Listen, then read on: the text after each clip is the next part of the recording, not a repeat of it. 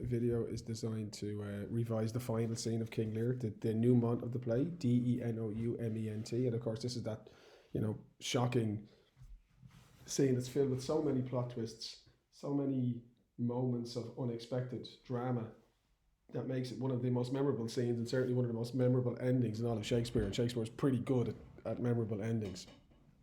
So, just before we get into this, and I don't want it to take too long, before we get into this, I want to just, again, focus your mind. First of all, why do we read this?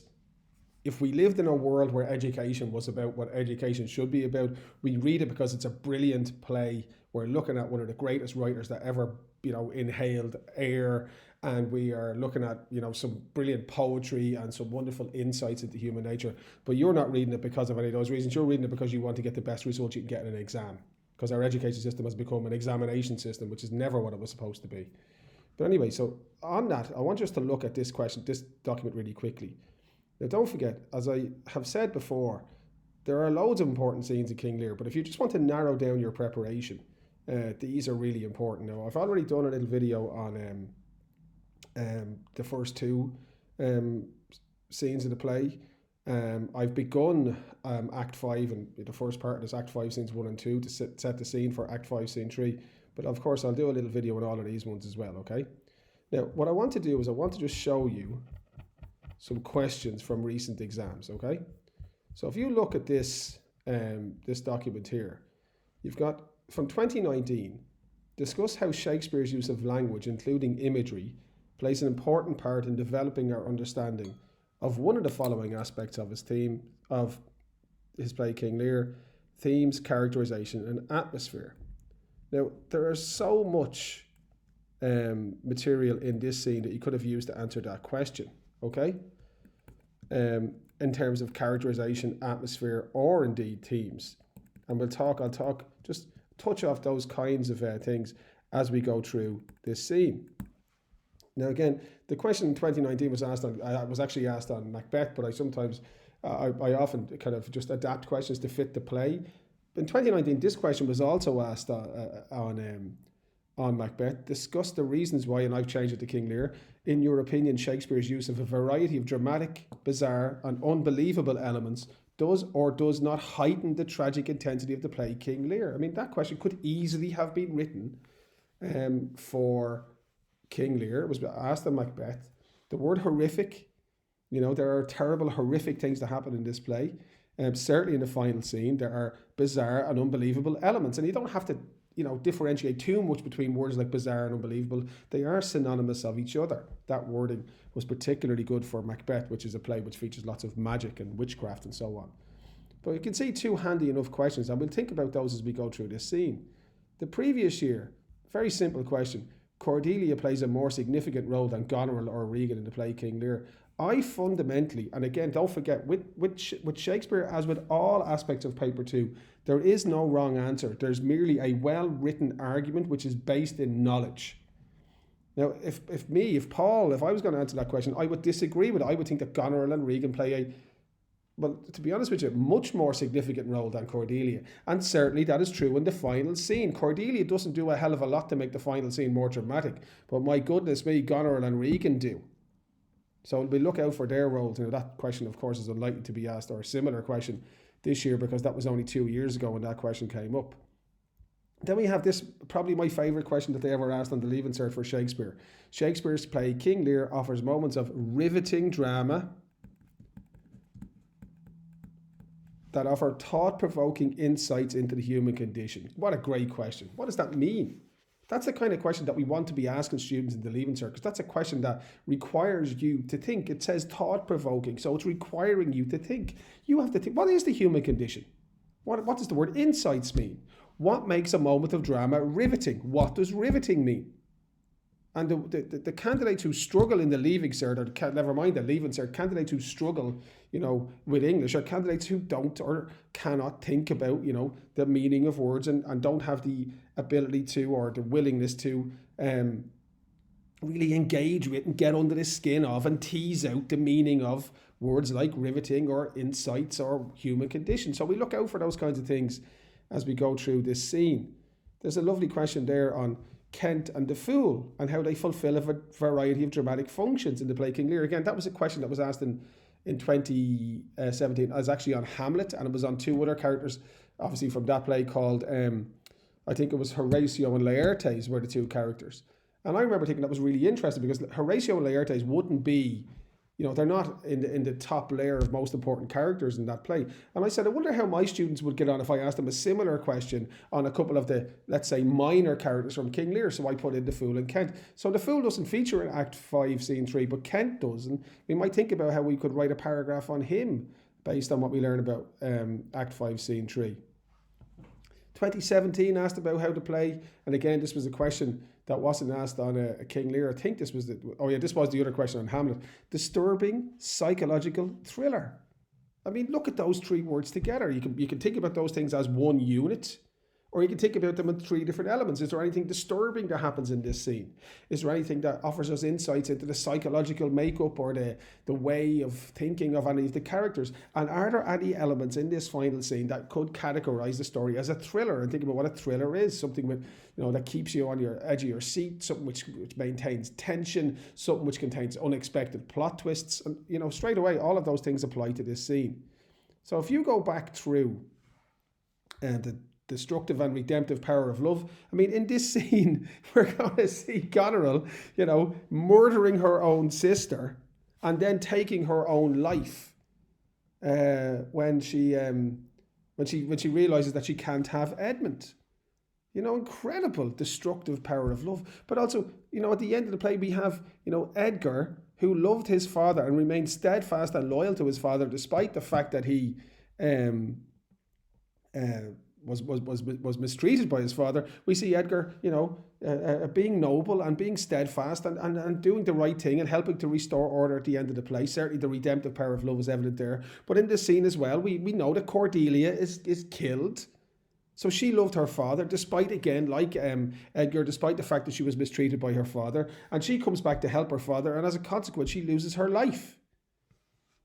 So all of these scenes are really important because they really do help us to, answer whatever questions come up.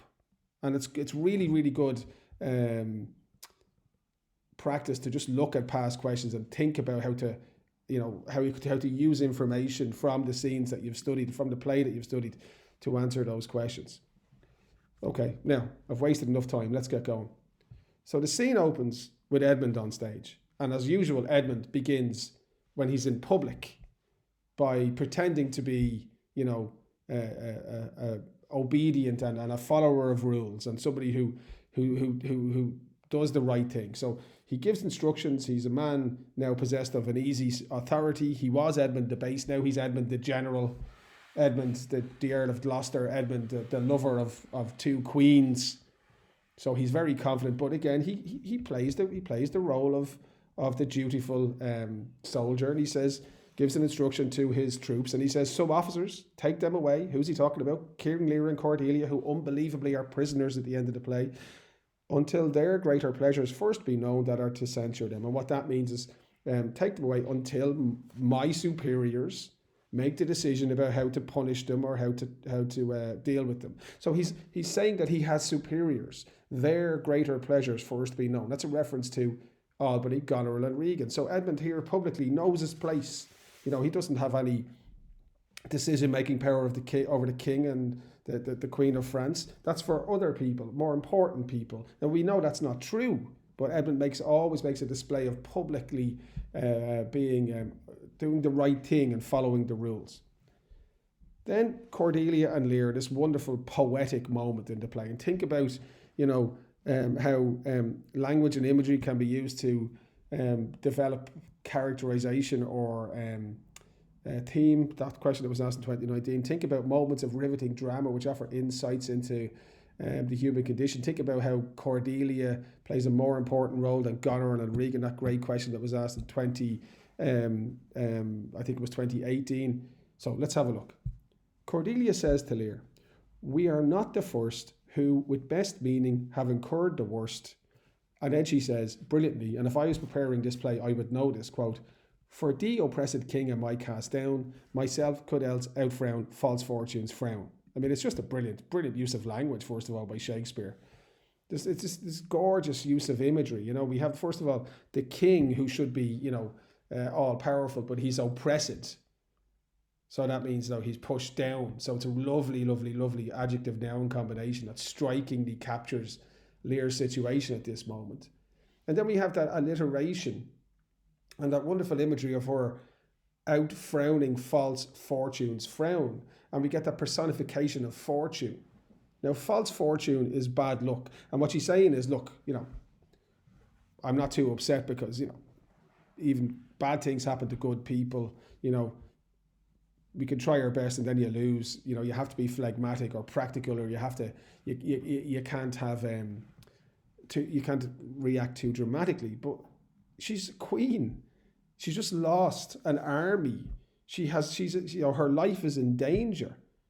But what she's saying is, well, look, Dad, it's for you that I'm upset. Like, if it was for me, I could look in the face of this bad luck and I'd be fine. And again, what Cordelia there is almost again, this is one of the problems that people have with Cordelia. She's almost too good to be true. She's an unbelievably selfless human being. But of course, she's designed to represent the best of us. And that's a moment of riveting drama. Those words represent, drama which grabs our attention, holds us, provokes thought about just how, noble and selfless human beings can be. And then, of course, Lear's response is one of the best moments in the whole play. And he says, no 4 times, no, no, no, no. Come, let's away to prison. We two alone will sing like birds in a cage. When thou dost ask me blessing, I'll kneel down and ask of thee forgiveness. So we live and pray and sing and tell old tales and laugh at gilded butterflies and hear poor rogues talk of court news. Now, this is one of the greatest moments in the whole play because it shows how love can be redemptive. And again, that was a question that was asked on a past exam, the redemptive power of love. Here is Lear, the man who was so infatuated with his own status and his own sense of self-importance that he, destroyed an entire kingdom in a foolish act of vanity, trying to abdicate and simultaneously hold on to power. And here's Lear saying, no, look at that. Look, don't worry about anything. I'm fine. Let's go to prison because as long as I have you, I'll be happy. I'm just happy to be with you. And he says, I'll always kneel down and ask of you forgiveness. So he's humble. He's grateful. He doesn't need power. He doesn't need compliments. He doesn't need money. He doesn't need authority. What he realizes matters is love. And there we have the redemptive power of love that Lear, in his suffering and through the consistency of her devotion to him, Lear has learned what matters in life. And that's why he then says, we will laugh at gilded butterflies. And gilded butterflies, for me, is one of the best examples of, nature imagery, but also of symbolism in the whole play. The butterfly is, for Lear here, it's a symbol of something which is transient. Butterflies are beautiful. When we see butterflies, they're ephemeral and they are stunning, but they don't last. Their lives are short. And the gilded butterfly is a reference to political power. And what Lear is saying is that he's learned a lesson. Political power, even his type of political power, which had longevity, political power is not something to invest your sense of self in. So it's laughable for someone when they become powerful and they become self-important. He says, now I've learned I laugh at people like that. Now, he used to be like that, but now he's not. He doesn't care about who loses and who wins. He doesn't care about who's in and who's out. All he cares about is love. And this is what he's learned. This is why he is a fascinating human being, because he if you talk about insights into human nature, here we have Shakespeare showing how even when we have reached the cusp of, madness, even when we go to the very extremes of human nature, even when we become, really corrupt, we are capable of coming back from that. We are capable of being better people. We are capable of change of positive change. And of course, this is a wonderful, wonderful, wonderful insight into human nature. And the gilded butterfly is a wonderful symbol that could be used, that Shakespeare uses, and use of language and imagery to explore Lear's character, to explore the theme of power. And this is one of the great moments in the play where Cordelia's role is really, really, really important in developing our understanding of Lear's fundamental transformation. If Cordelia doesn't exist in the play, then Lear cannot change in the way he does. And that's where her role is very important. So there's a potential for a kind of sort of happy ending at this moment, okay, isn't there? Can we agree, right? Potential for a kind of sort of happy ending, because, he might have lost and Cordelia might have lost, but they have each other and they've learned what matters is love and so on. But what Shakespeare doesn't want us to be have one of these endings where everybody comes on stage and dances a jig and they're all happy, because this is a tragedy. And tragedies need to have tragic endings. So who does he bring in? He brings in Edmund. And Edmund, now that he's not acting publicly, now that he's on stage alone, has them taken away, and he calls a captain and he tells the captain to listen. Hark, he says. And he gives him a note, gives him a piece of paper, and then he tells him this: follow them to prison. One step I have advanced thee. If thou dost as this instructs thee, thou must make thy way to noble fortunes. Know thou this, that men are as the time is. To be tender-minded does not become a sword. Thy great employment will not bear question. Either say you'll do it, or thrive by other means. Now again, riveting drama, insights into human nature, how imagery and language can offer insights into characterization and themes and atmosphere. The play has a fascinating depiction of corruption and evil. The play containing bizarre and unbelievable plot twists. Here is Edmund ordering a regicide. And he says the crucial image, of course, is to be tender-minded does not become the sword. And that's a great example of what we call juxtaposition. You have the juxtaposition of tender-minded, which means kindness and empathy and decency and morality. And then you have the hard, sharp edge of the sword. And what he's saying to the captain is, I want you to go and kill them. Now, if you want to succeed in this world, because men are as the time is, if you want to succeed in this world, you've got to be tough, you've got to be hard. You've got to be ruthless. That's the lesson that Edmund has learned, because he was born the bastard son of the Earl of Gloucester, and he was Edmund the Base. And now he's the Earl of Gloucester, and he thinks he can get his hand on a crown. And he uses the word great to describe the regicide, idea of killing a king and queen. Because, when we think of the word great, we think of something positive. When we think of the word great, we think of something, admirable. But what he's saying is, look, if you do this thing, and I'm telling you, I know that this is a bad thing, this is a really bad thing, but if you do it, this is going to advance you. I've already helped you. Now do this and I will push you on. And again, this play was written in, the first decade, or just the start of the second decade of the, it was the first decade of the 1600s, of the 17th century, right? So it's old, and yet it speaks to the world in which we live today. Aren't there people in our world who will do whatever it takes to achieve their goal? I was listening to a news report yesterday about how people have been going to COVID vaccine centres and lying about their status as health staff or people working in a health care environment so that they can skip the queue to get the COVID vaccine. Do those people feel any guilt? Do those people feel that, conscience has any role in the way we make our decisions? No, they don't. They don't care. They don't care about anybody but themselves. And here we have Edmund the same type of mind. And here we have the play. Remember the question that I showed you a minute ago? A disturbing psychological thriller. Well, tell me that him ordering the murders of Lear and Cordelia doesn't create an immense amount of tension and anticipation. There's the thriller element. Tell me that speech doesn't show the way he thinks in terms of psychological insights into his mind. And tell me that selfish, me first, who cares about the consequences for other people?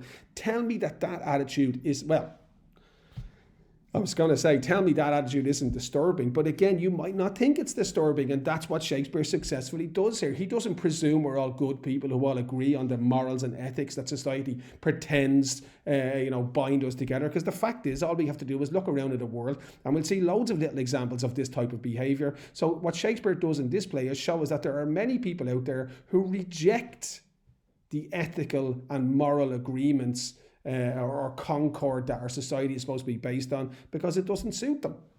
So again, why am I talking about this? Because one of the questions asked about insights into the human condition.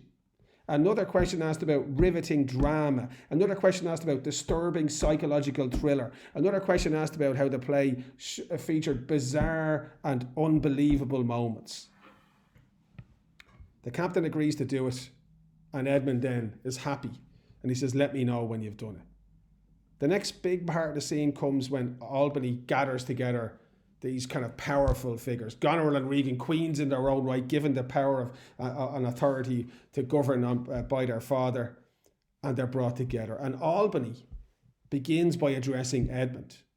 And he begins by praising Edmund. And don't forget, at this moment in the play, there's a huge amount of tension because of dramatic irony. Remember what dramatic irony means? That means that the audience knows something that one or more of the characters doesn't know. Now, what do we know? We know that Edgar killed Oswald. We know that Oswald had the letters that contained a conspiracy between Goneril and Edmund to murder Albany. And we know that Edgar gave those letters to Albany. So at this moment we know Albany has this evidence and this knowledge. But at the start he seems to be happy with Edmund. He says, sir, you have shown today your valiant strain, and fortune led you well. You have the captives that were the opposites of today's strife. We do require them of you, so to use them as we shall find their merits and our safety may equally determine. Look at Albany. He sounds like a king. Listen to the authority in his voice. He's talking to Edmund. He says, now, Edmund, you've been very brave today. Fair play. You had good luck, but you used your luck effectively. Now you have Lear and Cordelia. Bring them here before me.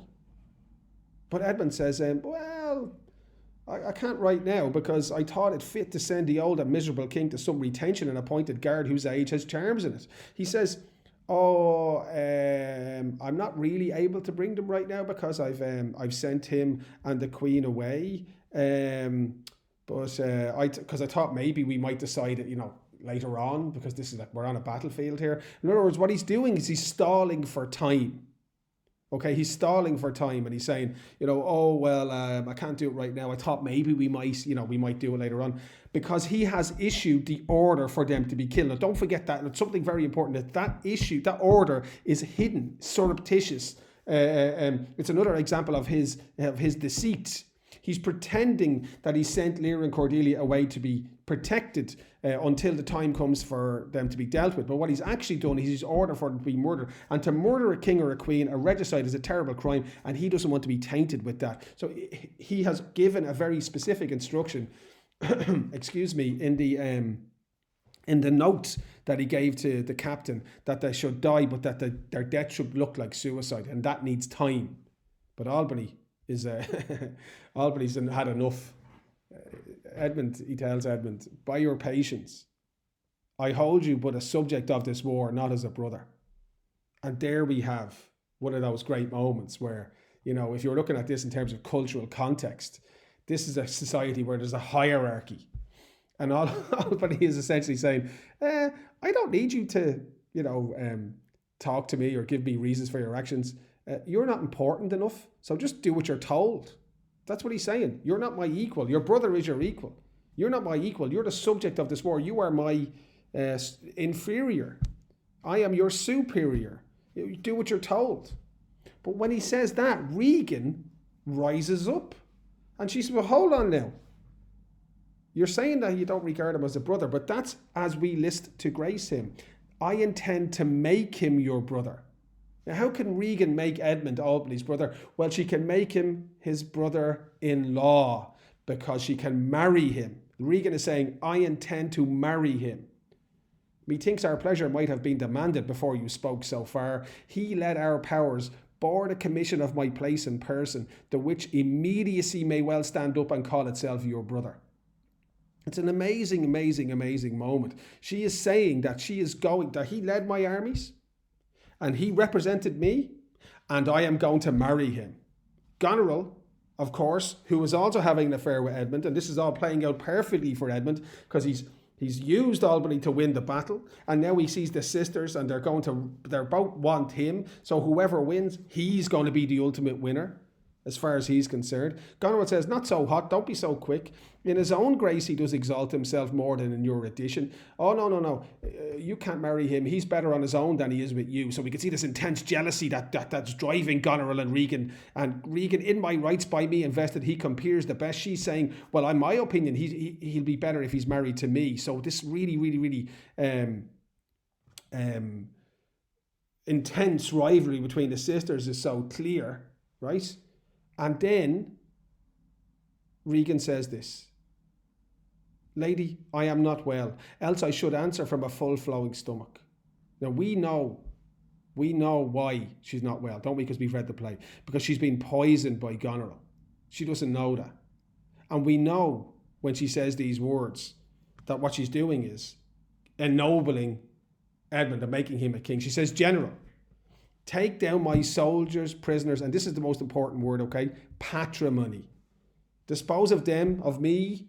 The walls are dying. Witness the world that here I create thee. So I create thee here, my Lord and Master. Now there we have a moment of subjugation. Again, if you were to look at the play from a feminist perspective, it's not pleasant, these words here. Yeah, I suppose you have to remember that the play was written in the 16th century, and that idea of male, authority was something that was socially accepted in society. But if you look at what she's saying there, she's saying, Edmund, I'm making you a king. Your patrimony is what you receive from your pater noster. Your pater noster is your da. She received a kingdom from her da, and she's giving that kingdom to Edmund. Okay, she's giving it to him. And she's making him her lord and master. So this is Edmund's third great moment of triumph, right? It's an incredible moment of triumph in the play. Don't forget, the first moment of triumph was when he managed to displace his brother Edgar, and his father said to him, loyal and natural boy, I'll work the means to make thee capable. His second moment of triumph came when he betrayed his father to Cornwall, and Cornwall told him, it has made thee the Earl of Gloucester. And now he seems to have reached the final rung of the ladder. He was Edmund the Based. He said he would top the legitimate. He said at the beginning, wherefore base? Why should I accept my situation? He has done whatever it took, to climb the ladder, as I said. He had said at the beginning of the play, let me have lands if not by if not by birth. He wants them to have lands by wit. And here he is, and he's used his brains, he's used his cunning, he's used his manipulation, he's used his intelligence. And what's he done? He's making himself a king. And that, if you tell me that's not a shocking plot twist, that the bad guy, the villain that we've listened to all the way through the play, from the second scene of the play, plotting and his immoral and his corrupt deeds, that looks like he's going to be king. But then we know he's probably not going to be, because we know that Regan is dying, and we also know that Albany has the evidence against him. So an immense moment of tension. And again, what do we get? Disturbing, psychological. What was that other word, remember? Thriller. Okay, great moment. Goneril in this cruel, and again it shows how heartless and cruel people can be. Just this one little line, comment to her sister. She says, mean you to enjoy him? Now what does that mean? That means, well, do you intend to enjoy him? Because what she knows is that her sister is dying. So she's taking great pleasure from the fact that her sister is going to die. And again, that shows how cruel people can be, and it shows how jealousy can drive people to do incredibly nasty things. And that's, disturbing and bizarre and unbelievable, and all those words that we talked about in the questions. Albany then intervenes, okay, and he says, the let alone lies not in your goodwill. In other words, It's not up to you to decide. Edmund says, not yours either, because he's all filled with power now. He thinks he's done it. Albany calls him a half-blooded fellow, which is a really, just unpleasant thing to say. He's calling him a bastard, which is saying you have no authority here. Regan says, how dare you say that to my Edmund? And she says, right, we're going to go to war. So another war. This is the country that Lear was picked by the gods to govern. Looks like it's going to be plunged once more into warfare. This is further evidence of Lear's folly with the abdication. But no, that doesn't happen, because in one of the most striking moments in the whole play, Albany intervenes, asserts his authority, and says, Edmund, I arrest thee on capital treason, and in thy attaint this gilded serpent. Now, we talked about important images in the play. That's again one of my favourite images in the play. Gilded serpent. So gilded means golden. We know the serpent is a biblical allusion, a reference to the fall, a reference to the snake, and the symbol of corruption, moral corruption, from the story of Adam and Eve. But here he is saying, Edmund, you're under arrest for treason, and it's punishable by death. That's what capital means. And by the way, I'm also arresting my wife. She may be gilded, she may be golden, she may be a queen, she may have been a princess, the daughter of a king, she may be rich and cultured and intelligent and educated, but ultimately all of that covers up the fact that she's morally corrupt. The gilded and the serpent image is one of the great lines of the play. It shows, it illustrates the theme of corruption. It creates this unbelievable atmosphere of tension. This is a psychological thriller, and also, doesn't it give us an insight into how Albany feels about his wife? It's fantastic. Albany then turns to Regan and tells her, for your claim, fair sister, I bar it in the interest of my wife. It's a humorous moment. 'Tis she is subcontracted to this lord, and I, her husband, contradict your banns. If you will marry, make your loves to me. My lady is bespoke. It's fantastic. Albany is so relaxed here. He's saying to Regan, hey Regan, look, I'm sorry, you can't marry Edmund because he's already spoken for. My wife has subcontracted herself to him. In other words, my wife is having an affair. Hey, if you're looking for someone to marry, what about me? I'm free because my wife has been taken. Obviously, he's being sarcastic, but he's enjoying this moment of, I suppose, vengeance against his wife and against Edmund and even against Regan. Goneril dismisses him. An interlude it means nothing. And then Albany says to Edmund, he challenges Edmund, you are armed, Gloucester. Let the trumpet sound. Now don't forget, the sounding of the trumpet was a pre-arranged signal for Edgar. Albany didn't know it was Edgar, for Edgar to come in and prove that the evidence that he gave against Goneril and Edmund and their plot to kill Albany was true. He says, if none appear to prove upon thy head thy heinous manifest and many treasons, there is my pledge. And what Albany does is he throws down a glove. Now that's a symbol of the challenge to a duel. He says, we're going to sound the trumpet. Now, if the person who I'm expected to come to prove your guilt doesn't arrive, I'll tell you what, man, I'll fight you.